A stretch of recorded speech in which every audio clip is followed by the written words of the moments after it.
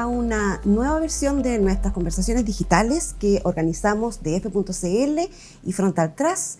Esta vez, el cuarto encuentro de este año, hablaremos de la reforma a las pensiones, recién presentado o anunciado por el gobierno. Tenemos para esta ocasión a dos panelistas de lujo que nos ayudarán a entender, porque es bien compleja la reforma, y a desmenuzar lo que podría tener de pros y de contras y cómo se va a dar en el Congreso. Este encuentro es organizado, como siempre, por Frontal Trust, en alianza con Diario Financiero, y se puede ver en df.cl, y sus comentarios y preguntas las pueden mandar a las redes sociales, tanto de Frontal Trust como de DF.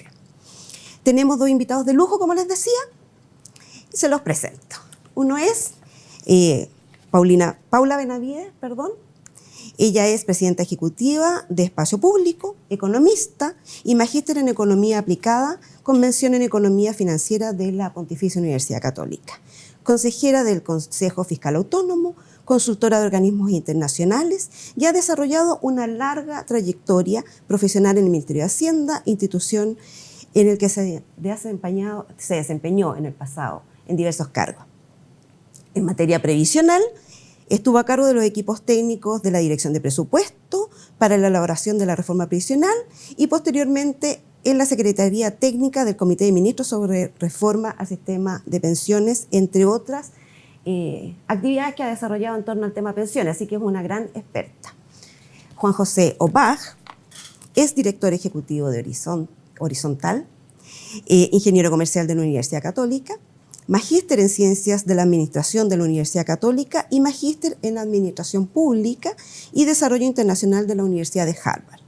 Durante su carrera ha trabajado en distintos cargos, entre los que destaca investigador asociado del Centro de Desarrollo Internacional de Harvard, director de la Oficina de Gestión de Proyectos Sustentables del Ministerio de Economía y jefe de gabinete en el Ministerio de Hacienda hasta 2021. Tiene publicaciones en áreas de desarrollo internacional, productividad y mercado laboral. Actualmente, como decíamos, es director ejecutivo del Centro de Estudios Horizontal y docente de la Universidad Católica. Con ello, entonces, iniciaremos la conversación, pero antes presento también a Andrés Echeverría, presidente de Frontal Trust, quien nos podría contar un poco cómo ve él esta reforma anunciada recién por el presidente.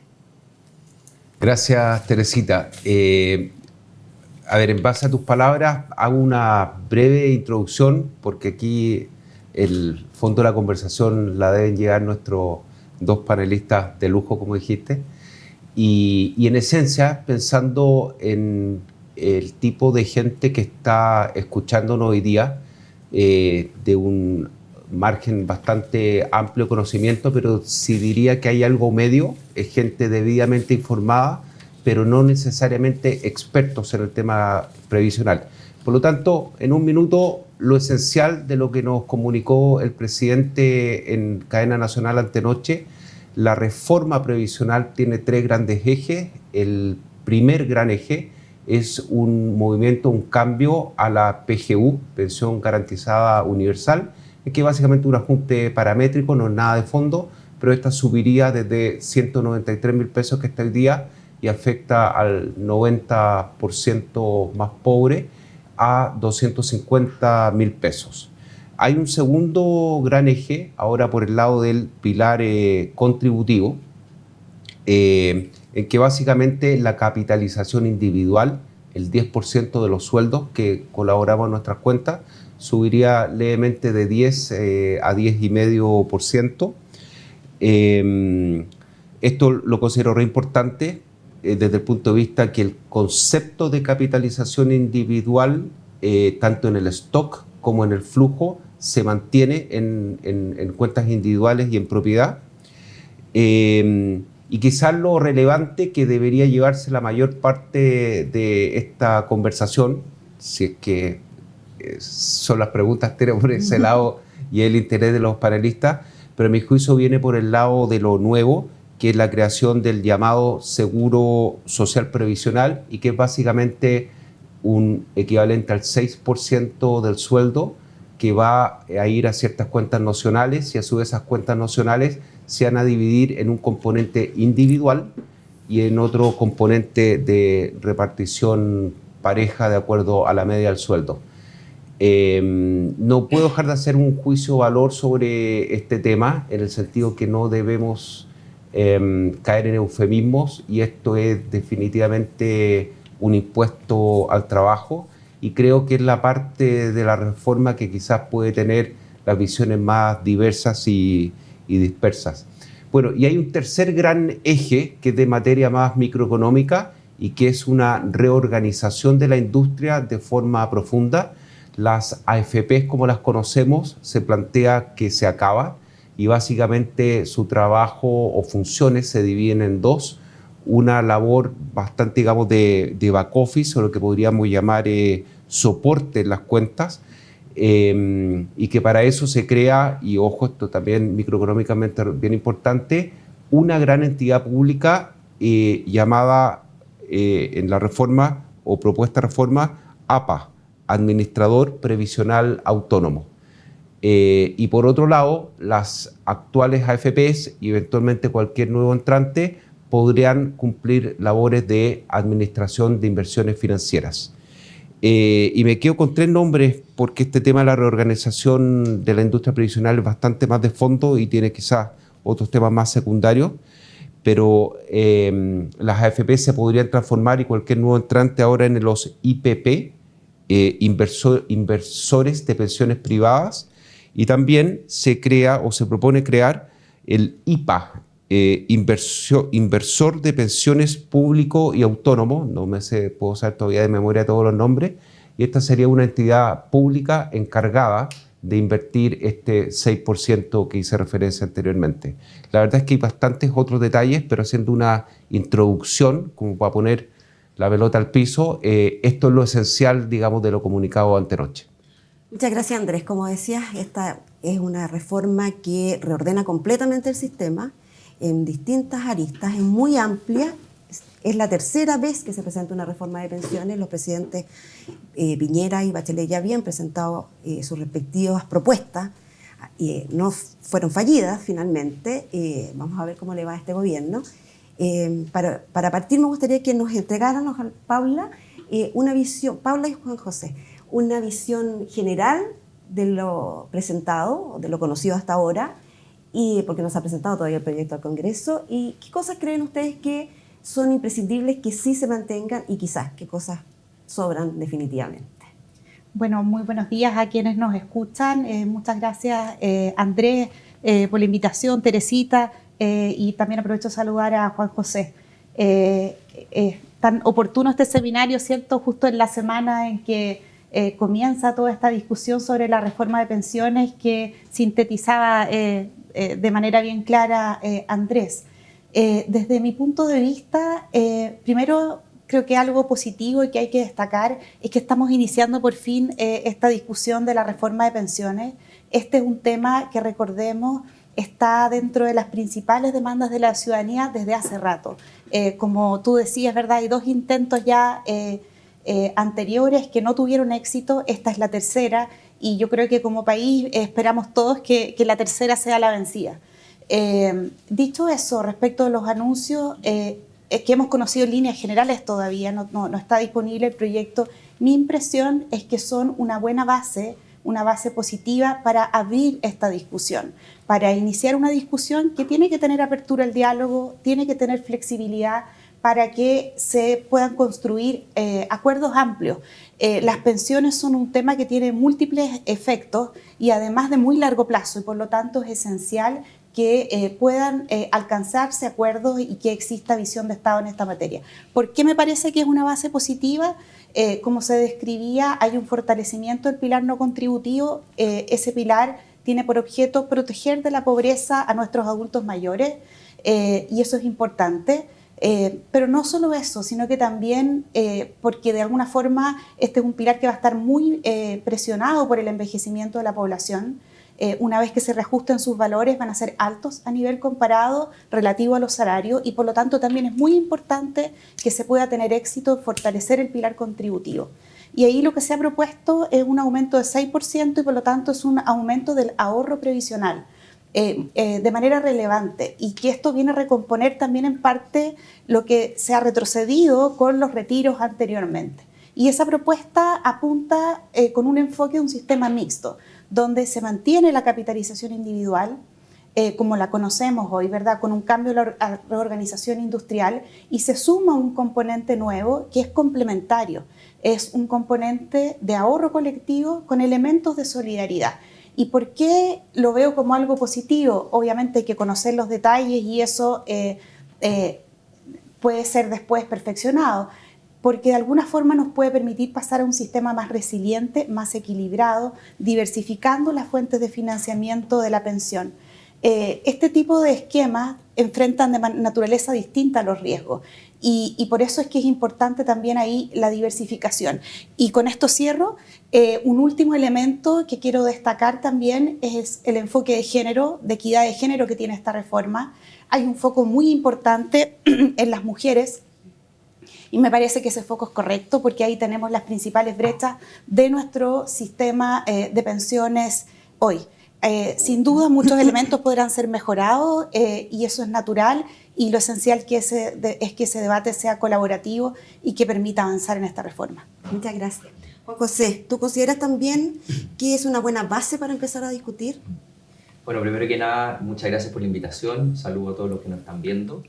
Y me gustaría quizás hacer un primer análisis tratando de separar un poco lo bueno, las cosas que todavía nos quedan un poco de duda y lo que yo siento que quizás no hubiera avanzado por ese lado, o que definitivamente creo que nos va a ayudar a tener buenas pensiones. Lo primero, lo bueno, y me sumo a las palabras de Paula, estamos hablando sobre finalmente un proyecto para mejorar las pensiones. Están todas las cartas sobre la mesa y el país necesita avanzar en este tema. Bien lo decía Paula, llevamos 2 intentos, lo decías tú, Tere, llevamos 2 intentos, este es el tercero en menos de 5 años, y antes que eso tenemos un diagnóstico claro. Aquí hay que mejorar las pensiones, lo dijo la Comisión Marcel el año 2006, la Comisión Bravo el 2016, y hemos avanzado poco en el pilar contributivo. Creo que se ha avanzado bien en el pilar solidario, en el 2008 con la reforma en el gobierno de la presidenta Bachelet, el 2021 con la instalación de la PGU bajo el gobierno del presidente Piñera, pero sin duda hay que fortalecer el pilar contributivo y en ese sentido a mí me parece que la propuesta apunta en esa dirección.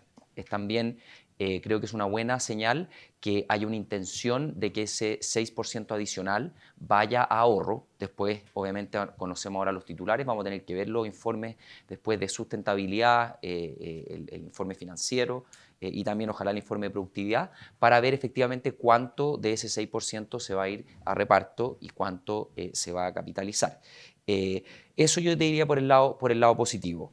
Lo que creo que todavía hay muchas dudas es con respecto a los componentes de reparto. Hoy en día todos sabemos que la población de Chile, del mundo y de Chile en particular, está envejeciendo a pasos agigantados y creo yo que introducir elementos de reparto en el sistema es riesgoso. Hoy en día 1 de cada 3 chilenos es adulto mayor, hoy día 1 de cada 10 chilenos es adulto mayor, el 2060 1 de cada 3 chilenos va a ser adulto mayor. Por lo tanto, la sostenibilidad del sistema con mecanismos de reparto se puede ver afectada. A priori, me parece bien que nos abramos a la discusión de tener redistribución en el pilar contributivo, solidaridad en el pilar contributivo, pero tenemos que estar todos muy conscientes de que le estamos cargando más la mano a los trabajadores que al resto de los chilenos si pensamos en solidaridad a través de las rentas generales.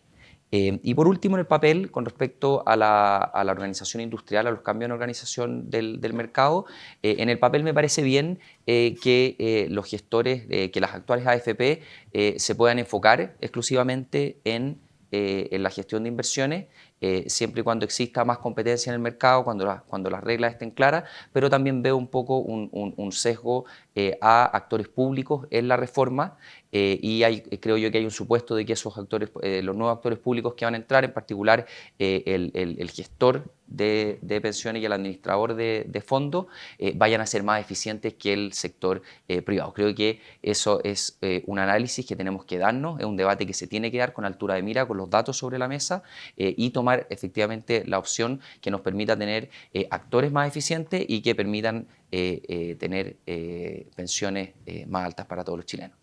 El tema de la sostenibilidad, que es uno de los ejes importantes, ¿no es cierto?, de cualquier sistema de pensiones. ¿Por qué crees tú que en esta ocasión, y tampoco en las anteriores, se avanzó en aumentar la edad de jubilación, sobre todo de las mujeres? ¿Será por un tema netamente político? Mi impresión es que sí, eso es una medida muy concreta que técnicamente es correcta. Si uno mira la edad de jubilación de los países de la OCDE, es mayor que la de Chile, y también Chile tiene una diferencia muy grande entre las mujeres y los hombres. Y es muy paradójico cuando las mujeres a lo largo de su vida cotizan menos, se jubilan antes y tienen una expectativa de vida mayor. Por lo tanto, le estamos haciendo un daño directo a las mujeres para su jubilación. Lo dijo la Comisión Marcel.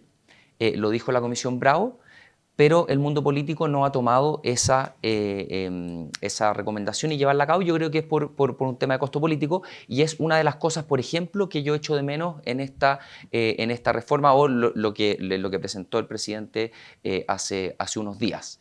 Se da la paradoja, por ejemplo, de que se habla de compensar las tablas de mortalidad entre mujeres y hombres, pero no avanzamos en una cosa más básica, que es igualar la edad de jubilación. Yo creo que ahí, en ese tema, la reforma está al debe, y ojalá sea un componente del que podamos hablar y que eventualmente se pueda incorporar en el debate legislativo. Paula, ¿a ti te parece que la reforma es sostenible en el largo plazo? La sostenibilidad, primero, es un elemento central de los sistemas de pensiones.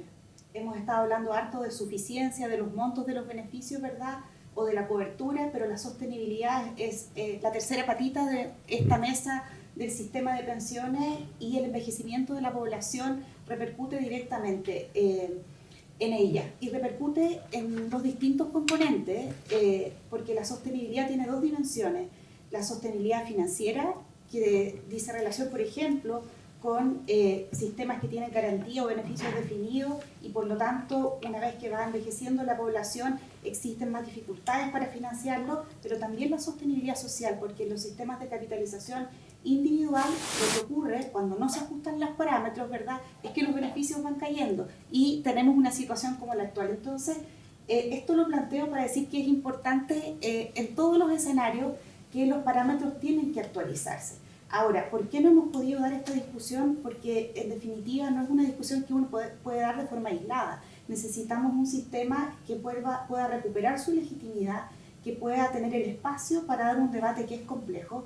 En la mayoría de los países son modificaciones costosas políticamente de implementar, y por lo tanto tienen que ser fruto de grandes acuerdos. Mi impresión es que en esta reforma, si se logran construir consensos amplios que permitan tener un sistema que recupere legitimidad, es un elemento que debiese estar incorporado. Por supuesto, con las gradualidades necesarias, como ocurre en la mayoría de los países, aplicándose para generaciones más jóvenes, sin cambiarle las condiciones a quienes están próximos a jubilarse, pero es un tema que debiese incorporarse efectivamente al debate. Y un elemento adicional que es muy utilizado en la experiencia internacional es incorporar después también mecanismos automáticos de ajuste, justamente porque el costo de hacer estos cambios políticos cada vez de esta discusión es muy alto. Entonces, poder también incorporar elementos de ajuste automático con el aumento de la esperanza de vida es otro elemento que sería interesante que pudiésemos tener en este debate. Entiendo que existen esos mecanismos automáticos, está considerado en las propuestas. Un tema que tiene también que ver con la sostenibilidad es el impacto en el mercado laboral, en dos aspectos: tanto lo que decía Andrés, que es un impuesto, ¿no es cierto?, al trabajo, se puede interpretar así, y también que tiene esta deficiencia, parece que lo mencionabas tú, Juan José, que no involucra a más cotizantes, no parece tener incentivos para que más gente, independientes por ejemplo, o informales, estén en la cotización del sistema.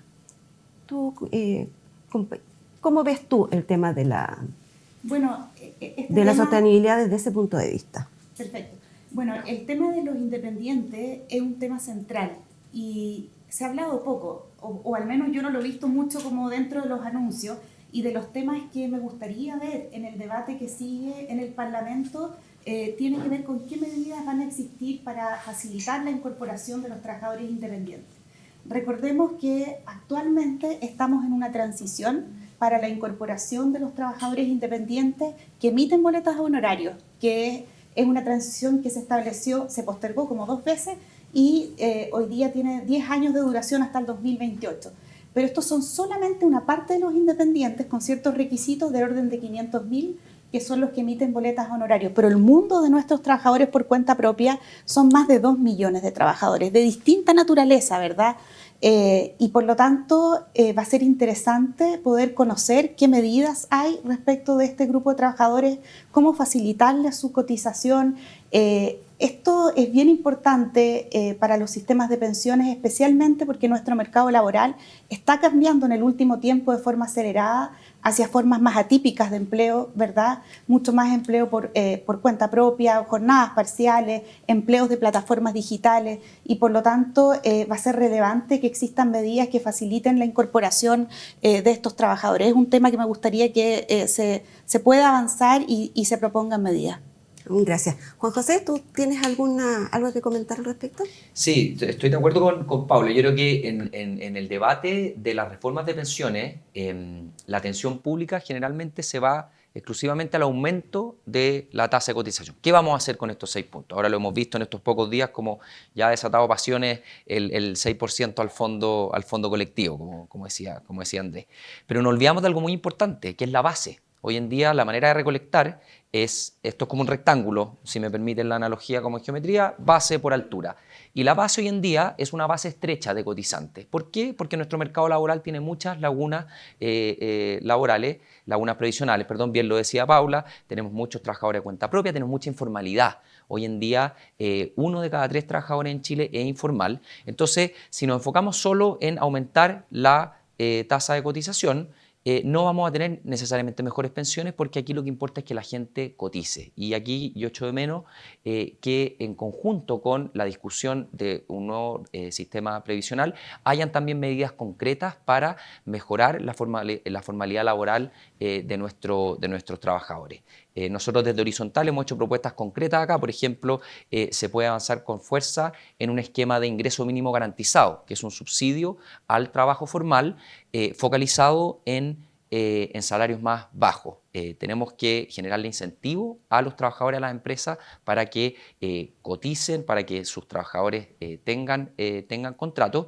Y, por ejemplo, por el lado de las pymes también yo creo que hay todo un área de la permisología, de las trabas burocráticas que tienen los emprendedores hoy en día para formalizar sus emprendimientos, que termina redundando en más informalidad. Entonces, a mí en conjunto con toda la discusión previsional me gustaría ver una discusión pública, un debate político sobre cómo mejoramos la formalidad de nuestro mercado laboral, porque al final del día, en un sistema que se basa, que uno de los pilares es el pilar contributivo, las pensiones son un reflejo del desempeño de nuestro mercado laboral.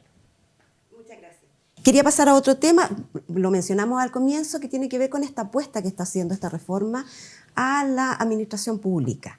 Se crean una serie de entidades nuevas y se confía incluso que va a ser tan eficiente que va a mejorar las pensiones por la mera administración más eficiente. Me gustaría saber qué opinan al respecto, si el Estado chileno tiene esa capacidad para administrar las pensiones mejor que los privados. Paula. Bueno, quizás partir en esta pregunta que nos planteas, Teresita, respecto del foco o a qué apunta esta modificación y esta reorganización de la industria, ¿no? Esencialmente apunta a que puedan haber menores costos, como tú dices, pero también una gestión más eficiente y orientada al largo plazo. Actualmente, ¿verdad?, los costos que tenemos en el sistema de capitalización individual no son costos bajos, del orden de cerca de 100 puntos base sumando comisiones directas e indirectas el año 2021, que se registró en el sistema de capitalización individual, y la evidencia internacional da como una de las opciones para tener un funcionamiento más eficiente y también con márgenes adecuados la separación de funciones.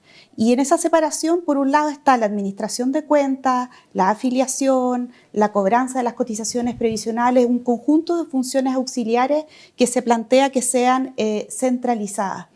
Eso no es algo, digamos, anómalo, ocurre así en muchos de los países. Lo relevante es que el diseño de esa institución que centralice estas funciones sea un diseño adecuado. Mi impresión es que ahí hay un espacio para que se revisen también estas discusiones. Tengo personalmente dudas de que esta institución sea la misma que actualmente administra el pilar no contributivo, que es como un IPS reforzado. Creo que ahí hay elementos de revisión y una institución bien diseñada podría cumplir este rol adecuadamente, como ocurre con otros servicios públicos, como el Servicio de Impuestos Internos, etcétera. Y en el lado de la gestión de las inversiones, que es la otra función separada, lo que está planteado es que existan y se mantengan gestores de inversiones privados que puedan, ¿verdad?, competir con un administrador público. Este es un esquema que también encontramos en la experiencia internacional en fondos, ¿verdad?, como los fondos de Suecia, del Premium Pension, o en el caso del Reino Unido, con Nest. Y por lo tanto, con un diseño adecuado, considero que son elementos que podrían funcionar razonablemente. Hay que ver, por cierto, los detalles una vez que se ingrese el proyecto. Gracias. Andrés, ¿tú coincides con Paula? Sí, desde el punto de vista de los deseos. Yo soy un poquito más escéptico, Teresita, con el hecho de que creo que de partida se parte de un diagnóstico que, no quiero decir equivocado porque eso es muy fuerte, pero cuando la Paula acaba de comentar sobre la suma de comisiones directas e indirectas en el sistema, la verdad es que ayer mirando una estadística, comparándonos con países que también usamos mucho de referencia en pensiones, Suecia, Canadá, Australia, los que en general están bien arriba en el ranking Mercer. Bueno, eran 6 países, nombré a 4, no me acuerdo los otros 2, pero Chile rankeaba como el segundo más eficiente. Solo Suecia tenía menores comisiones y todo el resto de los países tenían más. Entonces, ojo que estoy de acuerdo con Paula en el deseo, en el objetivo, pero creo que se está partiendo de un diagnóstico quizás demasiado crítico e irreal, porque ya es bastante eficiente el sistema chileno. Ahora, el segundo punto de esta institución estatal centralizada, estoy de acuerdo con Paula en tomar al Servicio de Impuestos Internos como referencia, bastante proactivo, innovador en meterle tecnología, pero la otra cara de la moneda de un organismo también totalmente monopólico, que para mí sería una pesadilla que nuestro IPA se transforme en eso, es acordarnos de qué ha pasado con el registro civil, una suma de ineficiencias, mal servicio, demora. No sé si en el subconsciente colectivo está el recuerdo de la señora Nelly Díaz, una dirigente sindical que nos tuvo parados 2 o 3 meses sin documentos. Entonces, soy esencialmente, y esta es la parte más opinable, Paula, soy esencialmente escéptico de que en búsqueda de mayores eficiencias caigamos en rigideces monopólicas y estatales. Eso me preocupa y ahí dejo de ser buenista. Ok, muchas gracias. Nos han llegado una serie de preguntas que están enfocadas principalmente al tema pensión misma, digamos, porque la reforma también elimina algunas cosas y elimina, entre otras, el retiro programado y elige la renta vitalicia como opción. También elimina otras cosas que van como restringiendo un poquito las cosas que los cotizantes actuales y los pensionados actuales podían elegir, los multifondos, en fin. Entonces me gustaría, y se nos está acabando el tiempo, así que quiero partir con Paula y hacemos una ronda cortita. ¿Qué tan resguardada está la libertad de elección de las personas en esta reforma? Y asociado a eso mismo, ¿qué viabilidad política tiene en el Congreso este reordenamiento total del sistema? Bueno, lo que hemos conocido, ¿verdad?, mantiene la libertad de elección dentro del componente de capitalización individual, la libertad de elegir quién administra los fondos. Y de acuerdo a lo que se ha visto de los anuncios, se propone un cambio desde el esquema de multifondos actual a un esquema de fondos generacionales. Mi impresión es que en este tema no tenemos que sobrevalorar la libertad de elección en pensiones. Y hay bastante de esto recogido en la literatura.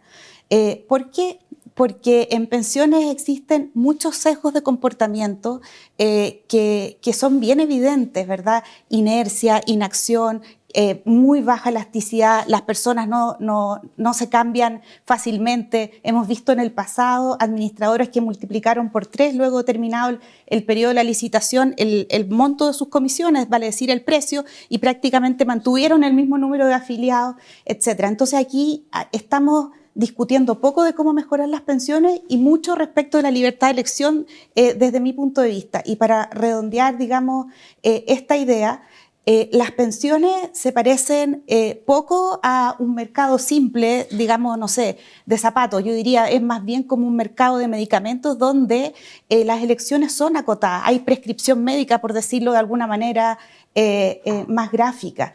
Y si extremamos la discusión de que exista mucha libertad de elección en todos los ámbitos, los costos en bienestar son grandes. ¿Por qué? Porque se pueden terminar tomando malas decisiones. Y creo que eso es algo que tenemos que tener en la discusión presente. Estamos poniendo demasiado el foco en un sistema de pensiones, en la libertad de elección y poco en las implicancias que eso tiene para construir una buena pensión. Gracias. Juan José.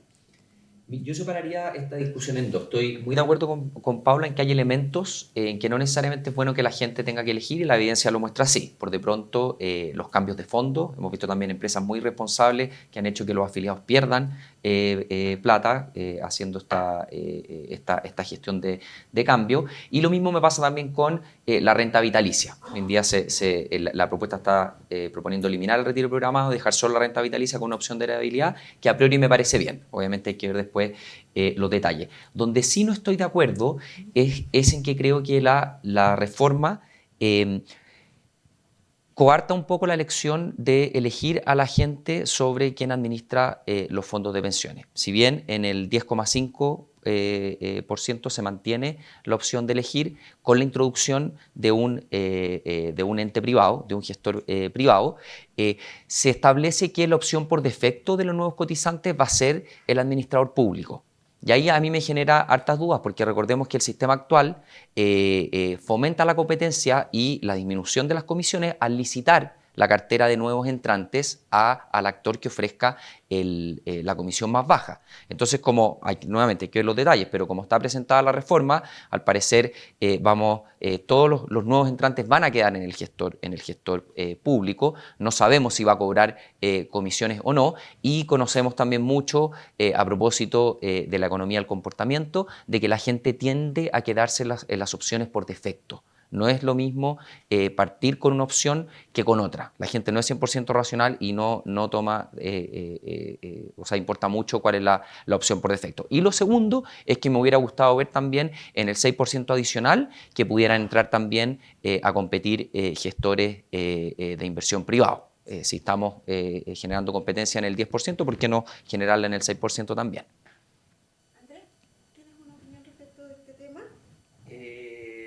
Mira, no mucho que agregar porque estaban bastante claras las dos posturas. Yo lo que he estado tratando de hacer es tomar un poquito de nota, Tere, sobre todos los puntos de acuerdo y los de desacuerdo. Así que a ver si te pido la palabra más. Al final le dejamos más espacio a nuestros panelistas ahora, pero lo que me interesa es hacer todos los puentes posibles y creo que hay bastantes cosas comunes sobre las cuales quiero avanzar y quiero también celebrar la postura de Paula y Juan José, que es de bastante comunicación. No nos podemos dar otro lujo de que por tercera vez en nuestro sistema político el cambio previsional con sostenibilidad para muchas próximas décadas vuelva a fallar. A propósito de eso, y también que la segunda parte de mi pregunta quedó como en el aire, el Congreso, nuestro sistema político, ¿está preparado para llegar a un acuerdo en un tema tan complejo como este y además con una reforma tan radical y en un momento político que sigue siendo complejo, que sigue siendo complicado y después de haber no tenido ningún acuerdo en 2 veces anteriores? Soy un poco escéptica, pero no sé si ustedes también lo son. Bueno, yo creo que a esta altura somos todos un poco escépticos de nuestra clase política en generar grandes acuerdos. Si nos vamos a la esencia de la política se trata de generar acuerdos, consensuar posturas y llevar a cabo políticas públicas en base a lo que la ciudadanía está demandando. Y aquí estamos al debe, y yo espero que nuestra clase política, pasando por todo el espectro político, se dé cuenta de que aquí es la clase política la que está al debe. Aquí los tecnócratas o los técnicos no están al debe. Tenemos un diagnóstico claro sobre lo que necesitamos, yo lo dije anteriormente, llevamos décadas con el diagnóstico claro, esta es la tercera vez en 5 años que nos embarcamos en una reforma previsional y creo yo que la ciudadanía ya no puede seguir esperando. El desafío político es muy grande, tenemos un parlamento que está muy fragmentado, son 21 partidos políticos representados, el sistema actual no genera los incentivos para llegar a grandes acuerdos, pero creo que los políticos, una vez más, como se dice en buen chileno, tienen la pelota en su cancha y tienen una responsabilidad muy grande. Así que ojalá que estén a la altura. Gracias. Paula. Bueno, creo que Juan José lo grafica muy claro. El escenario es complejo, efectivamente, y esta fragmentación que él describe es un elemento crítico. Yo creo que aquí lo esencial en esta etapa van a ser los liderazgos políticos que sean capaces de construir, ¿verdad?, estos grandes acuerdos. Hoy día en pensiones es el momento de acordar.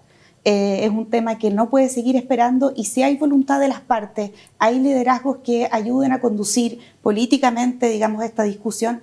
Mi impresión es que es posible. ¿Qué es lo que necesitamos? Apertura a un diálogo colaborativo, a construir, ¿verdad?, con disposición a generar estos amplios acuerdos.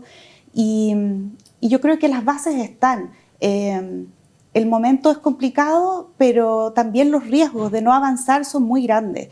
Y si es que existe, digamos, una apreciación adecuada de esos riesgos, creo que de eso debiese ayudar también a alinear los incentivos para que se encuentren prontamente soluciones y se avance en la discusión de pensiones. Okay. Muchas gracias. Estaba mirando las preguntas que nos han llegado varias preguntas. Una tiene que ver, Vicente Rodríguez pregunta, algo que no está considerado en la reforma, pero siempre aparece en la discusión. Creo que no está considerado en la reforma. ¿Qué es esto de bajar la tasa de mortalidad que se calcula sobre 110 años y que esa sería una forma de subir las jubilaciones? Creo que podríamos explicar de qué se trata esto, Paula. Bueno, en los últimos años hemos visto que esta es una iniciativa que vuelve y regresa, como el cortar las tablas de mortalidad, ¿cierto? Sí. Lo primero es aclarar que el hecho de que las tablas de mortalidad se calculen hasta los 110 años no significa que se asuma que las personas viven hasta los 110 años. Esa es la fecha de corte, ¿verdad?, donde ya la probabilidad de sobrevida es 0. Y la esperanza de vida considerada está en torno a los 85 años. Cortar las tablas es un tema súper complejo. Las tablas que tenemos y que utilizamos en Chile están calculadas usando las mejores prácticas, fueron construidas con asesoría y con apoyo de la OCDE, y cortar las tablas es algo más o menos parecido a los retiros, desde mi punto de vista, porque en el fondo es utilizar los fondos acumulados mucho más rápidamente en un periodo más corto y después vemos cómo nos hacemos cargo de pagar las pensiones más adelante. Son del tipo de soluciones que yo creo que hay que evitar en la discusión, al igual que los retiros, ¿verdad? Y es de los riesgos que está hoy día en la discusión en el Parlamento. Creo que la evidencia internacional es bien clara en esta materia. Incluso muchos de los países están extendiendo el horizonte de las tablas hasta 120 años, porque en el fondo es básicamente la regla con que medimos la edad hasta que viven las personas. Creo que ojalá este sea un debate que podamos abordarlo desde la perspectiva de la mejora de las pensiones con sostenibilidad. Y abordarlo de esa manera creo que pone en riesgo la sostenibilidad. Muchas gracias. Percita, ¿Sí? ¿Puedo completar lo de Paula? Me encanta escucharte lo que estás comentando porque das una explicación técnicamente perfecta, muy correcta del por qué 110 años es lo correcto, pero solo quiero complementar de que lo que desgraciadamente sectores políticos mal informados o quizás con desconocimiento estadístico, lo que no se le ha podido transmitir bien a la población, y ahí es lo que deduzco la pregunta de Vicente, es que considerar tablas de mortalidad hasta 110 años, tiene un segundo componente que cada año de vida se va ajustando hacia la baja y por lo tanto vivir a 110 años se queda con una probabilidad de prácticamente cero. Entonces, hablar de tablas de mortalidad a 110 años como si viviéramos todos con un potencial parejo hasta esa edad es una tontera, y lo que me encanta escuchar, Paula, que venga de ti y del centro de estudios que representa similitud de decir que si es que nos vamos por un camino, como salió una propuesta en algún momento de dejar hasta 85 años, eso es una tan mala política pública como los retiros que vivimos. Entonces eso es, la verdad es que algo que desde el punto de vista estadístico no tiene ningún sentido y es un autoengaño. Okay. Juan José, no sé si quieres agregar algo sobre este tema. Creo que técnicamente Paula lo escribió perfecto. Si me permiten, haría una analogía. Esto es como eliminar las tablas o cortar las tablas. Es un poco, es lo mismo tratar de erradicar la inflación eliminando la UEF. Es como tenemos un problema o tenemos una realidad y no usemos el termómetro. El sofá de Donoto. Tal cual. Entonces, yo creo que no resiste mucho análisis, de verdad. Los grandes titulares de esta reforma, volviendo un poco al origen, se eliminan las AFP, se crea un seguro colectivo y suben las pensiones. Diríamos que esos son como los grandes ejes, ¿no es cierto?, que se presentan como reforma. Ese conjunto de cosas, como quizás para redondear un poco la idea, ¿es lo que necesitamos hoy en este minuto, terminar con el sistema de AFP? Bueno, todos coinciden en que parece que sí es necesario subir las pensiones, pero reordenar completamente el sistema y crear este seguro colectivo y no llevar esos fondos a las cuentas individuales de las personas, ¿es lo que necesitamos hoy definitivamente? Mira, yo lo plantearía un poco distinto. Yo creo que el sentido no es terminar con las AFP por terminar las AFP. De hecho, se mantiene la capitalización individual, se mantienen los gestores privados de inversión en el 10,5% y el propósito es mejorar las pensiones y tener un sistema con menores costos que funcione más eficiente. Respecto a las herramientas y cómo vienen, cuando conozcamos el proyecto de ley, seguramente van a haber espacios de mejora, de discusión, pero en los objetivos creo que vamos a estar de acuerdo y por lo tanto desde ahí pueden analizarse distintas opciones. Y solo para redondear también señalar que el gobierno tiene un tremendo desafío en la posibilidad de viabilizar esta reforma de pensiones en el escenario complejo que estábamos describiendo, pero que este desafío no es solo del gobierno, es también de la oposición y es también compartido por todos, ¿no? Porque no podemos fallar en este tercer intento de la reforma de pensiones, y si estos temas, como tú describías, los abordamos desde un punto de vista de colaboración, de cómo mejorar las soluciones para llegar a los objetivos del sistema de pensiones, va a ser posible que se logren acuerdos. Gracias, Juan José. Yo creo que hay tres objetivos que todos compartimos o creo que pueden tener amplio consenso. El primero es que hay que seguir avanzando en solidaridad. Yo creo que la implementación del Pilar Solidario del 2008, el fortalecimiento de ese pilar con la implementación de la PGU y ahora los anuncios del aumento de la PGU van en la dirección correcta. Necesitamos más solidaridad.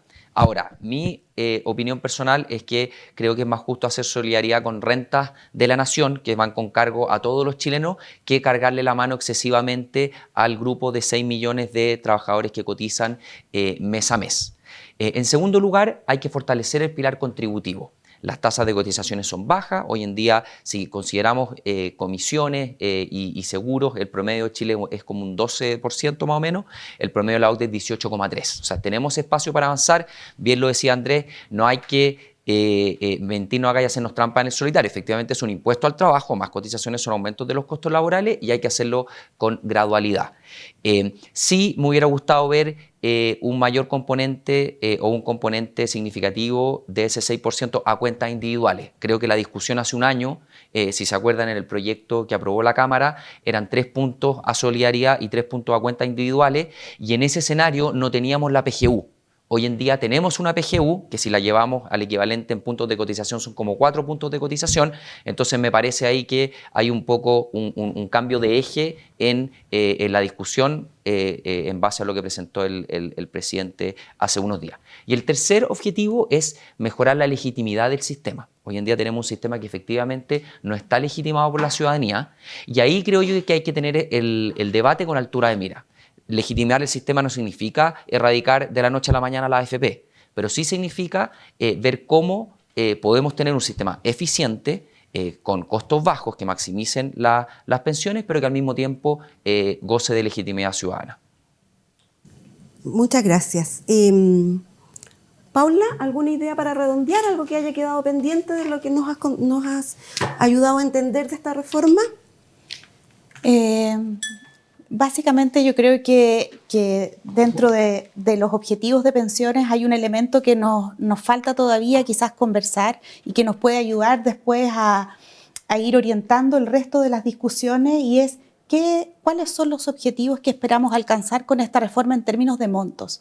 No hemos dado mucho esa discusión respecto de la PGU que está vinculada con la línea de la pobreza, en qué monto debiese estar realmente la PGU y respecto al pilar contributivo con el aumento del 6% y con el peso de la solidaridad intergeneracional que está acá en discusión, ¿cierto? O el peso de la solidaridad intra o la compartición de riesgo, ¿qué es lo que esperamos lograr en términos de tasas de reemplazo para distintos quintiles? Creo que poder tener acuerdos respecto de esos objetivos nos ayudaría muchísimo después a aterrizar el resto de la discusión de los diseños. Y en eso creo que tener diagnósticos actualizados que se presenten, no los hemos conocido todavía, van a ser esenciales para ver el punto de partida en que estamos luego de los retiros y en el actual contexto y relacionarlos con estos objetivos y acordar entonces la mejor manera o la mejor ruta para alcanzarlos. Gracias. Juan José, ¿algún punto que tú consideres que no hemos conversado hasta ahora y que a ti te parece muy relevante que abordemos? Yo tengo más preguntas de todas maneras. Un tema, chico, quizás formalizarlo, hablamos de los retiros, pero sí yo eché de menos en los anuncios del presidente mecanismos formales para impedir los retiros de fondos previsionales. Yo creo que no hemos dimensionado como país el gigantesco daño que le hicieron los retiros a las pensiones futuras de los trabajadores y también al mercado de capitales. Es un riesgo que sigue latente. Estamos a puertas de una recesión económica. Probablemente más de algún parlamentario responsable va a salir con una idea de hacer retiros cuando estemos en plena recesión. Ojalá, Dios no quiera, pero puede venir otra pandemia. La vida está llena de imprevistos y creo yo que no hemos logrado cerrar institucionalmente la puerta de los retiros. Y creo que una reforma previsional así debería hacerse cargo. Déjenme darles un ejemplo muy concreto. Los países que tienen institucionalizados retiros acotados, con objetivos particulares, tuvieron menos retiros durante la crisis producto de la pandemia que países como nosotros, que no los teníamos institucionalizados, o también países como Perú. Entonces, quizás avanzar por ahí y darle por fin un cierre a los retiros de fondos previsionales indiscriminados puede ser algo que se incluya en la discusión parlamentaria. Ok, muchas gracias. No sé si, Andrés, tú tienes algún tema que te parece que está todavía pendiente. Hemos abordado una serie de aspectos de la reforma. Ha sido súper productiva esta conversación, creo yo. Pero todavía pueden quedar cosas, seguramente. Sí, mira, nos queda poco rato, así que yo quise ir tomando nota, como te había dicho unos minutos atrás, sobre acuerdos y desacuerdos. A ver, en lo positivo, lo dije en la introducción, pero de repente, no, por eso no hay que dejar de repetirlo. El salvar y no poner en peligro el tremendo stock de ahorro en cuentas individuales, sumado al 10% que ahora se va a transformar en 10,5%, bueno, depende de qué ángulo uno lo mire, pero hace 3, 5 años creo que eso estaba en bastante peligro y eso yo es lo que destacaría principalmente. Alguien me podrá contraargumentar, pucha, pero es re poco o muy baja la vara si es que estamos manteniendo lo que está. Pero lo encuentro de una sabiduría y grandeza país en esta tercer intento de reforma, consolidar esa situación, que no tengo ninguna duda que es lo bueno. Ahora, para enfatizar un poquito más este tema, no es menor que cuando se hacen todas las comparaciones con los países OCDE a los que nos tenemos que parecer, en todos los movimientos marginales que vienen haciendo esos países en los últimos 10, 20, 30 años, es hacia mayor componente de capitalización individual. Entonces hay que tener ojo cuando lo usamos de referencia y ellos tienen algún componente de reparto, es que el movimiento es hacia lo que tenemos en Chile. Y eso es algo no menor. Hiciste un muy buen resumen, Juan José. Hay ciertas cosas que no quiero repetir, pero como me está haciendo la pregunta, Tere, sobre qué temas destacar o eventualmente no estar bien discutidos, me voy primero por lo requete contra destacar. Y no puedo estar más de acuerdo que la solidaridad es mucho más correcto hacerlo con rentas generales de la nación. No tenemos que dejar de considerar que este 6% como está propuesto no es un impuesto, es un impuestazo al trabajo y no hay que confundirse en eso. Pensé, Juan José, porque ayer hubo un Twitter de Ignacio Briones que pensé que le iba a hacer referencia siendo correligionario tuyo, pero él le hace un apunte muy al centro blanco y básicamente hace referencia sobre, el tema está muy estudiado, que todo tipo de impuesto al trabajo, por eso, ojo, no hay que caer en este eufemismo torpe y liviano de que con cargo al empleador. Está extremadamente probado, con buenos papers académicos, que todo impuesto al trabajo termina en un mediano plazo afectando en un 100% el salario. Entonces, utilizar la frase, Tere, de que el aporte de los empleadores en el mediano plazo, esto es sueldo. Y el que se descuente del empleador con anterioridad que vaya a la planilla individual, como va a ser el caso, o sería el caso de aprobar esta reforma del 10,5%, para efectos del que termina pagando el empleado va a ser exactamente lo mismo y no nos engañemos con eso. Eso yo te diría que son los puntos que, más que de diferencia, encuentro importante recalcar y concluir. Y responde una pregunta que teníamos al respecto, de David Olave. No sé cómo se pronuncia, Dave, puede ser Olave. ¿Es efectivo para que esta reforma encarecerá el valor o el costo del trabajador para la empresa? Eso sin duda. Así que aprovechamos de responder una pregunta. Esta reforma también tiene considerado un periodo de transición para todos estos cambios. Algunos son más rápidos, pero el máximo de tiempo que se da para la administración nueva de las inversiones y este ente público que va a ser como el operador, no sé cuál, el que hace administrador. Pero tiene un nombre. Administrador público. 24 meses. Ya hay algunos que consideran, ya están diciendo que es muy poco. ¿Cómo lo ven ustedes? Suponiendo que esta reforma se aprueba como está considerado hoy día, que es difícil que pase eso, pero porque viene toda una discusión ahora política, pero si fuera así. Bueno, yo creo que enfocarse exclusivamente en el tiempo de implementación es poner la carreta ante los bueyes. Yo creo que aquí tenemos que hacer un diagnóstico desapasionado, un diagnóstico de las capacidades institucionales que hoy en día, por ejemplo, tiene el IPS, que es el órgano que ha sonado como que podría asumir estas funciones, y ver si está capacitado para cumplir estas labores. Recordemos que estas labores son administrativamente súper complejas.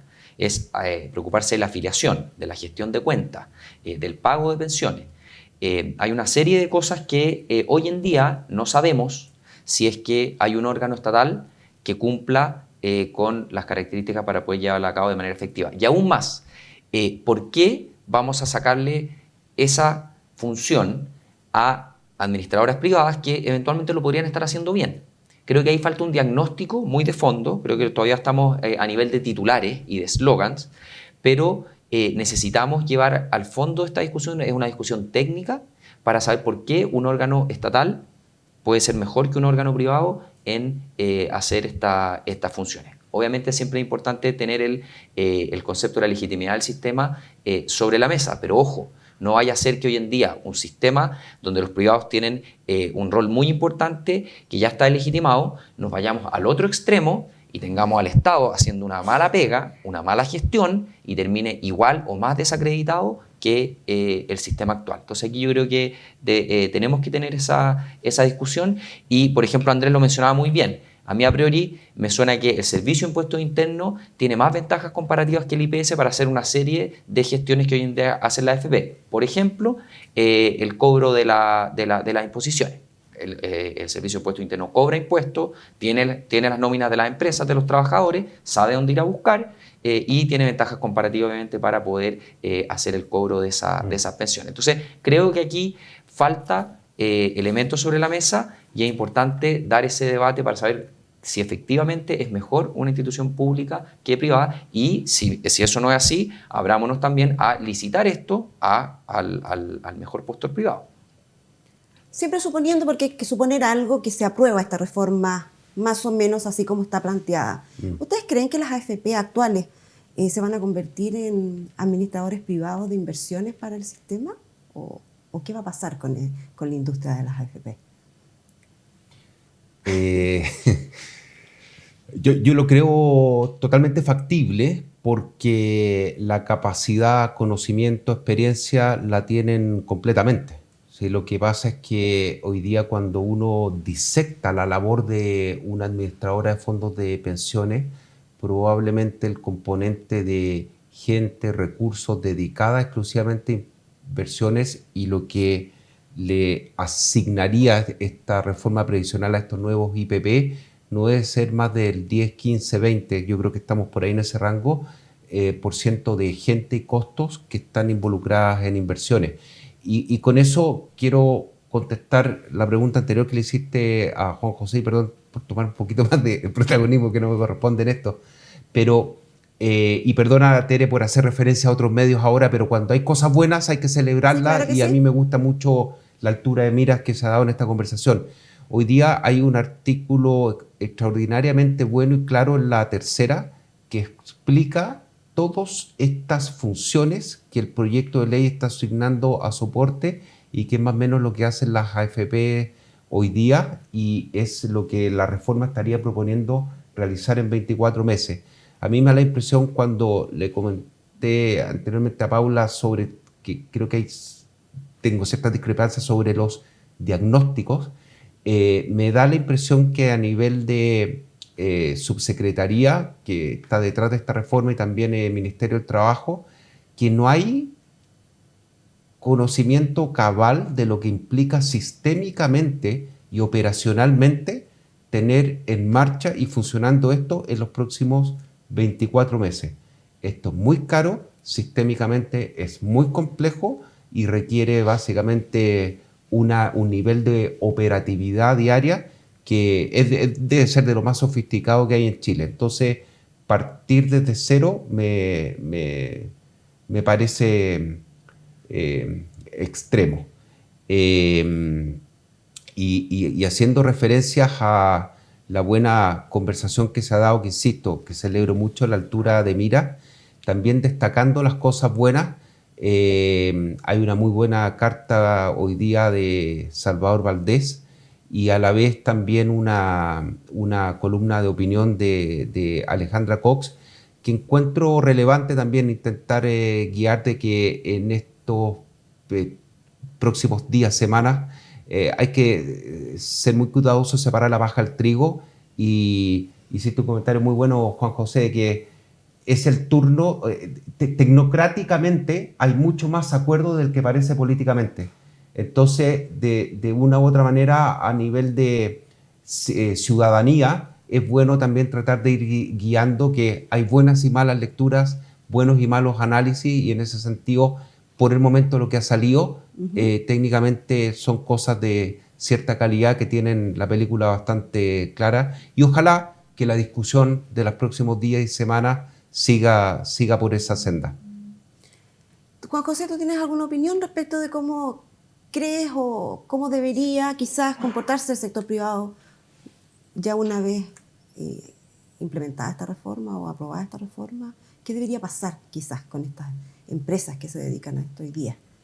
Bueno, está por verse. Yo comparto con Andrés que hay todo un conocimiento de la industria. Ya son casi 40 años de una industria que está madura, que tiene experiencia tanto en la administración de las cuentas como en la gestión de los fondos, y en particular, o sea, tiendo a creer que muchos de los actores actuales se mantendrían, y ojalá que la reforma esté muy bien hecha para aumentar la competencia en este sector. Sí. Si tenemos reglas claras, si tenemos un buen mercado, van a entrar más actores, eso va a redundar en menores comisiones y a la larga en mayores rentabilidades y por lo tanto mayores pensiones. Así que si hay más competencia, bienvenido sea, pero ojo, vuelvo a repetir, creo que según las palabras que escuchamos del presidente y los documentos que hemos leído, hay un sesgo muy grande a una intervención pública, y creo que hay supuestos que hay que corroborar. Y por de pronto creo que se está confiando mucho en gestores públicos de las inversiones y también por el lado de la administración. Mira, tenemos una pregunta de Camilo Navarro. Dice, si se quiere financiar con impuestos generales, ¿qué impuestos subirían? Juan José. Bueno, nosotros en Horizontal hemos investigado harto este tema y mi respuesta es una respuesta que es técnicamente correcta, pero yo sé que tiene muy poca viabilidad política. Y es que hoy en día el impuesto al consumo en Chile es muy difícil subirlo. La tasa de carátula del IVA es un 19%, está en el promedio de la OCDE, y la recaudación fiscal que corresponde al IVA es más o menos el 50%. El otro 50% son impuestos personales, impuestos a la renta y también en mucho menor medida impuestos personales. Entonces, donde sí hay espacio para subir impuestos son los impuestos personales, los impuestos a las personas. Hoy en día el 75% de los trabajadores en Chile está en el tramo exento, y subir un poco la gradualidad de las tasas marginales, creo yo que ahí hay un espacio de mejora. Obviamente, la reforma tributaria apunta en esa dirección de manera muy tibia, creo yo, con rentas por sobre 4 millones. Pero claramente eso es una medida que es poco políticamente viable.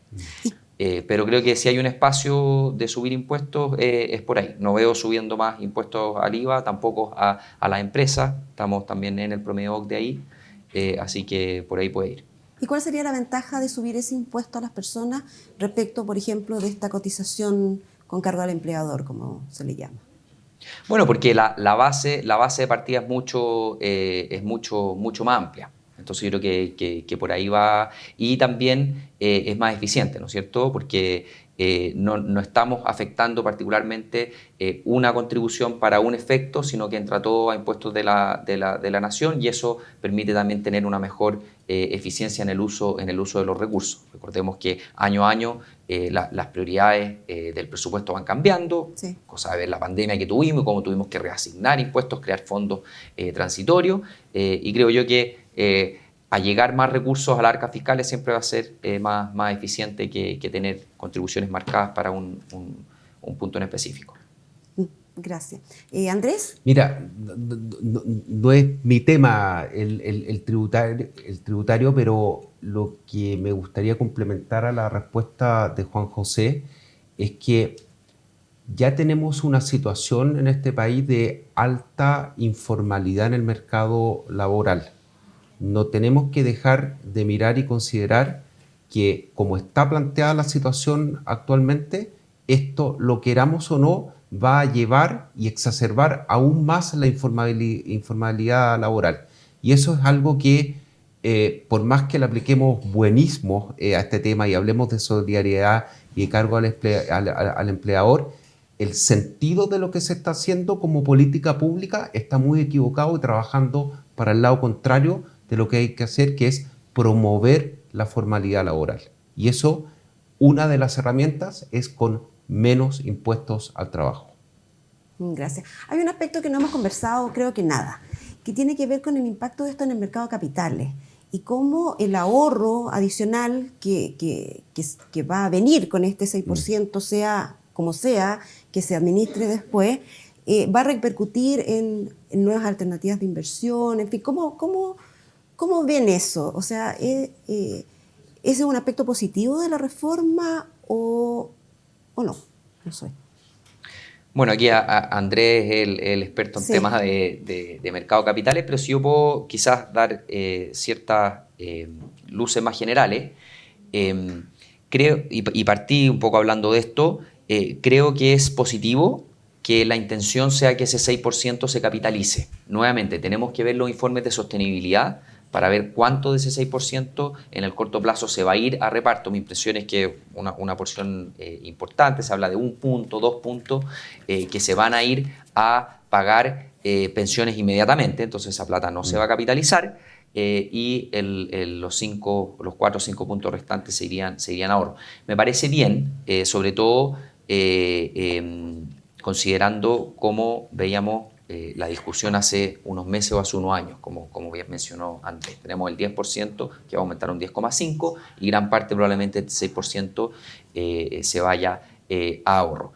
El daño que se le hizo al mercado de capitales con los retiros de gigantes. Se retiraron aproximadamente 50.000 millones de dólares. Tengo entendido que los fondos previsionales totales son como 250.000 millones más o menos. O sea, es una porción muy, muy grande que le va a costar al país mucho tiempo recuperar. Si no hacemos nada, serán 40, 50 años. Entonces creo yo que este 6% apunta en esa dirección. De nuevo, mi impresión, me hubiera gustado ver que parte de esos 6 puntos se hubieran ido a cuentas de capitalización individual. Así que en el agregado creo que nos vamos moviendo hacia la dirección correcta. Necesitamos más ahorro. Bien lo decía también Andrés, los países de la OCDE, todos se están moviendo a sistemas previsionales con mayor ahorro. Es más, las cuentas nacionales, que hemos hablado un poquito de las cuentas nacionales, ahora se han usado como un mecanismo de transición entre sistemas de reparto y sistemas de capitalización individual. Por de pronto, el caso de Suecia es así. Entonces yo creo que está bien, es un desafío, tenemos que seguir aumentando el ahorro y nuevamente vuelvo a repetir, cerrarle la puerta institucionalmente a eventuales futuros retiros. Ok.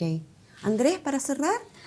Mira, sin duda que esto, pero por las mismas razones que expuso Juan José, cuidando el stock y el 10% que va a las cuentas individuales, yo diría que esto están los elementos para producir un cierto revival al ahorro doméstico y consecuentemente mercado de capitales, que es muy relevante. Dos comentarios, Tere, en este cierre de cosas que no hemos hablado y que a veces con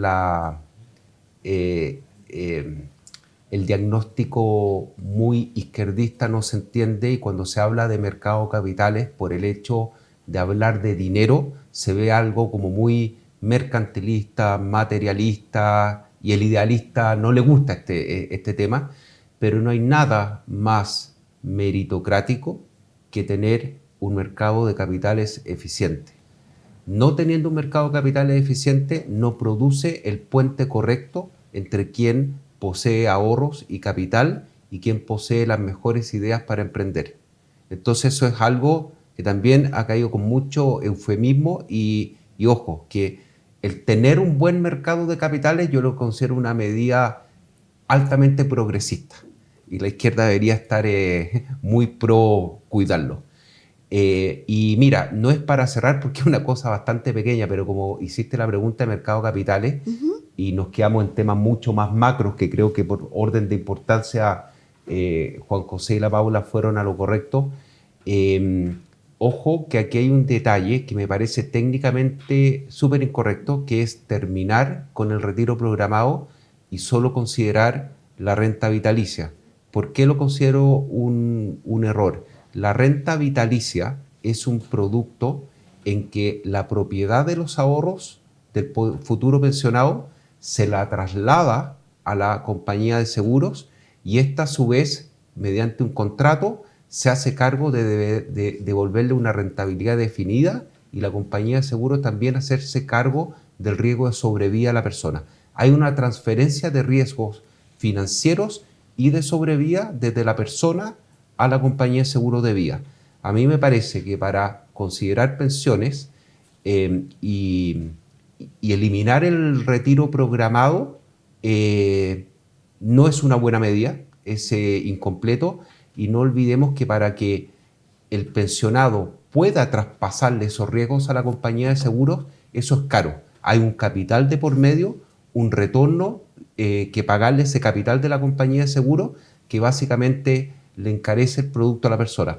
Puede que libremente, y soy yo un gran hincha de lo que hace la renta vitalicia, pero me parece incorrecto terminar y eliminar el retiro programado. Pero eso quizás es algo mucho más específico y puede que ahí salga alguno de los temas para el webinar de diciembre. Se nos acabó el tiempo y yo hice un pequeño resumen de todas las cosas que vimos.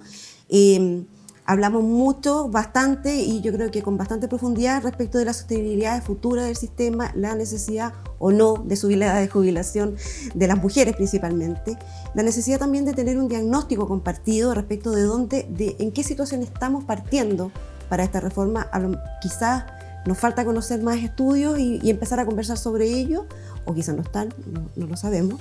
El impacto en el mercado laboral, la apuesta riesgosa, parece que en eso sí coinciden ustedes dos, respecto de una administración estatal más eficiente que la privada. Conversamos también sobre el espacio que queda para la libertad de elección de las personas, el impacto en el mercado de capitales y por supuesto esto de cómo va a impactar a los trabajadores dependientes y cómo no parece estar impactando demasiado a los independientes o por cuenta propia. Nos quedan todos estos temas. ¿Qué pasa con las tasas de reemplazo? ¿Cómo funciona y cómo podría funcionar este 6% que es un poco sistema de reparto, ¿no? La rentabilidad del nuevo sistema. Hay apuestas ahí, tanto en la rentabilidad que se calcula para el beneficio como para lo que se está calculando para las inversiones. Hay un ente nuevo que va a tener un consejo tipo Banco Central, al que tampoco entramos. El fin de algunas cosas, como el retiro programado, el del ahorro voluntario, se termina la cuenta 2, por ejemplo, que es todo un tema también. Entonces yo creo que vamos a tener que hacer nuevas conversaciones para poder abordar todas estas cosas. Y quizás con los mismos invitados en diciembre. Y quizás con los mismos invitados. Eso, muchas gracias a ustedes. Ha sido muy interesante la conversación. Espero que también a nuestra audiencia les haya servido. Contestamos muchas de las preguntas que plantearon, por eso no las repetí. Así que nada, buenos días.